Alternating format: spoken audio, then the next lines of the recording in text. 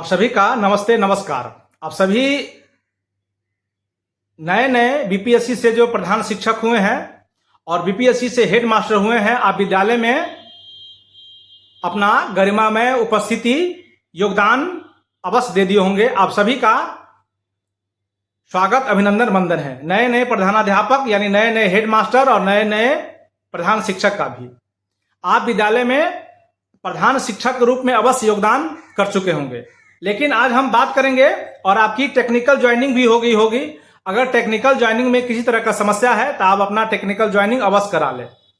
आज के वीडियो में हम लोग बात करेंगे कि जो भी प्रधानाध्यापक गए हैं बीपीएससी के माध्यम से या प्रधान शिक्षक के माध्यम से हाई स्कूल में गए हैं या मिडिल स्कूल में गए हैं, तो वित्तीय प्रभार लेते समय आप तो प्रधानाध्यापक का प्रभार ले चुके, लेकिन वित्तीय प्रभार लेते समय दो चार बातें हम आज डिस्कस करेंगे जो विभाग भी कहती है और आपको भी उस पर सावधानी बरतनी चाहिए और आपको उस ध्यान होना चाहिए। वैसे आप सब विद्वान हैं, लेकिन कुछ बातें को हम लोग आज वीडियो में डिस्कस करेंगे कि कौन कौन से बात को आप ध्यान रखेंगे तो आपको फायदा होगा जब आप वित्तीय प्रभार ले रहे हैं।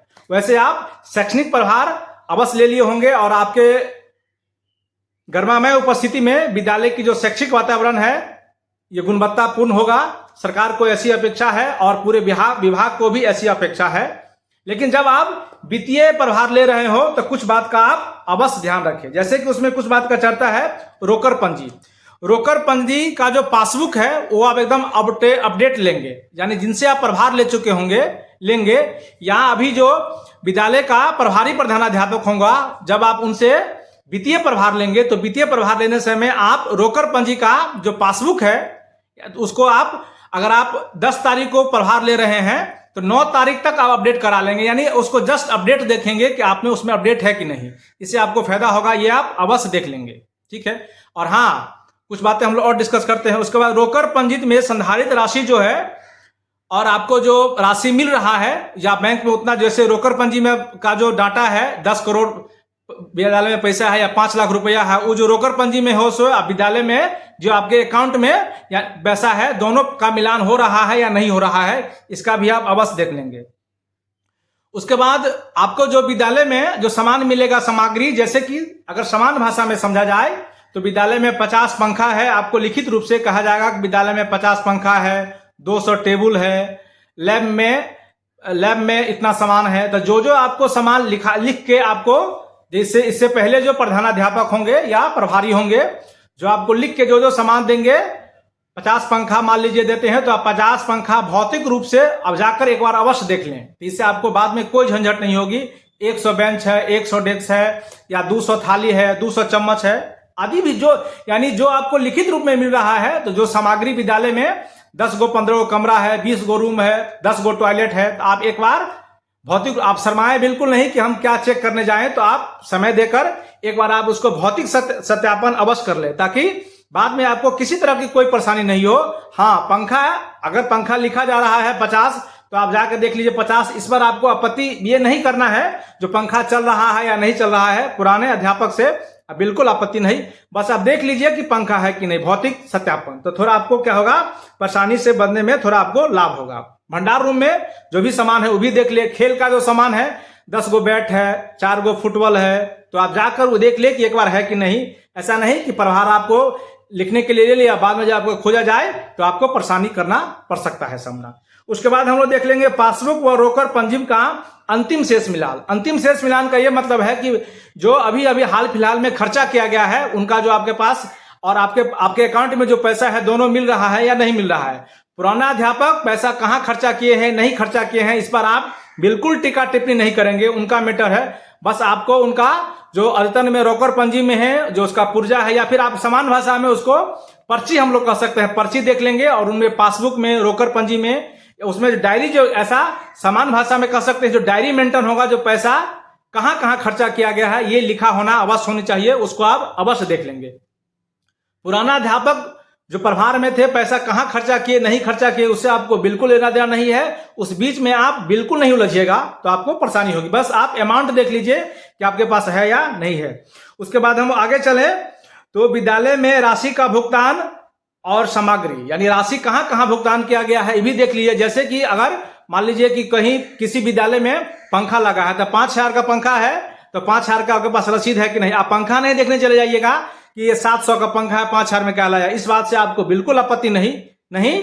तो जो प्रभारी देने वाले होंगे और प्रभार देने वाले होंगे, इसमें आपको बिना मतलब का हॉट डिस्कशन हो जाएगा। ये आपको नहीं करना है, बस आपको एक बार देख लेना है। उसके बाद हम लोग व्यय विपत्र, जिसको VSS कहते हैं, उसको भी हम लोग वो अनुमोदित होनी चाहिए। उसके बाद VSS बैठक पंजी का अद्यतन प्राप्त करें। अद्यतन मतलब अपडेट देख लेंगे। उसके बाद जो उसमें बैठक की जो पंजी होती है उसको भी, और अगर आपके विद्यालय में जो पहले से शिक्षा समिति की गठन होती है, या हाई स्कूल में हो या मिडिल स्कूल में हो, तो शिक्षा समिति का गठन भी एक बार उनके सामने भी देख लेंगे। जो उनके शिक्षा समिति के अध्यक्ष कौन है, उनके मेंबर कौन है, उनसे भी एक बार प्रभार लेते समय इस बात को एक बार जानकारी दे देंगे तो आपको अच्छा रहेगा। और एक और बात, वित्तीय प्रभार लेते समय आप चोरा छुपी बिल्कुल नहीं करें। टीचर के सामने जब आप सारे बात को अपडेट कर लेंगे तो आपको थोड़ा अच्छा रहेगा, ऐसा फील होगा। गुप्तगू बिल्कुल नहीं करें, क्योंकि ये आपका कुछ नहीं है। ये सारा प्रभार विभाग, सरकार, शिक्षा विभाग का है। आज आप हुए हैं तो कोई और होगा, इससे पहले कोई और था। इसलिए वित्तीय प्रभार लेते समय खासकर आप चोरा नुका के बिल्कुल नहीं करें। आप चाहें तो सारा शिक्षक को बैठा के और वहां भी आप वित्तीय प्रभार का लेन देन कर सकते हैं। इसमें आपको सहूलियत होगा और अच्छा होगा।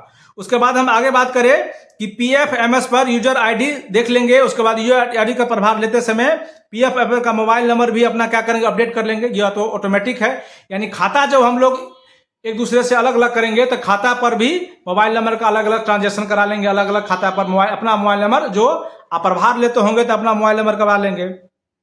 विद्यालय में कई बार होता है, जो विद्यालय में देखेंगे कि छात्र कोष का राशि अलग होता है, उसके बाद देखेंगे विकास कोष का अलग होता है। तो एक बार आप ये भी देख लेंगे कि कितना खाता है। सारा खाता जितना होगा, किसी किसी विद्यालय में 2-3 खाता भी चलता है, अलग अलग बैंक में होंगे। किसी किसी विद्यालय में 2-4 अलग अलग बैंक में अलग अलग खाता भी होता है। किसी विद्यालय में एक ही अकाउंट में काम चलता है। तो एक बार आप ये भी देख लेंगे कि उस विद्यालय में जो विकास कोष है, छात्र कोष या अन्य है, कितने खाता है, कौन कौन बैंक में, तो उसका सारा पासबुक का अपडेट अपने पास आप रख लेंगे। उसको आप एक बार देख लेंगे।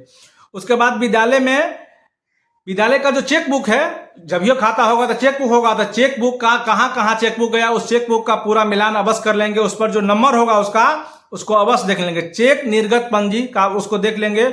उसके बाद ड्रॉइंग लिमिट का भी अपतन देख लेंगे, यानी चेक लिखा रहता है उसमें 5-7 नंबर का, कौन पैसा कहाँ गया है, कैसे गया, तो उसको भी एक बात अवश्य देख लेंगे। उसके बाद नो ड्यूज का भी सर्टिफिकेट ले लेंगे तो आपको आसानी रहेगा। बकाया रहित का देख लेंगे तो आसानी होगा। और सबसे सुंदर कि जब भी आप वित्तीय प्रभार लें तो सारा शिक्षक को बैठा के, और इससे पहले जो शिक्षक थे उनसे भी, और वहां की जो विद्यालय प्रबंध समिति के जो अध्यक्ष हैं आ जाए, विधायक साहब, तो ज्यादा अच्छा होगा।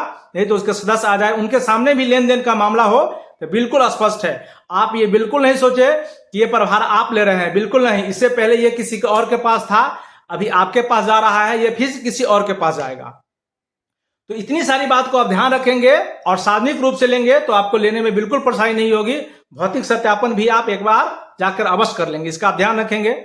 और सबसे जरूरी बात, इससे पुराना जो प्रधानाध्यापक था, ये पैसा का लेन देन कहाँ किए, नहीं किए, कितना का सामान है, नहीं है, इस पर आपको ज्यादा नहीं पढ़ना है। आप रोकर पंजी, उसका जो रसीद है, उसका पासबुक का अपडेट है, ये सब आप समान भाषा में जो आपको दे रहे हैं, आपको जैसे कि अकाउंट में बोले कि 10 लाख रुपया है तो 10 लाख रुपया है कि नहीं, उसको आप चेक कर ले।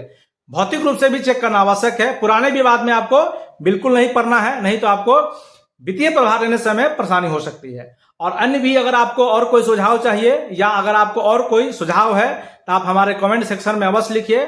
हमारा टीम इस पर अध्ययन करेगी और हो सकता है तो उस पर आपका कमेंट का हम सुझाव का हम लोग बेसब्री से इंतजार करते हैं। हमारा टीम बेसब्री से इंतजार करता है।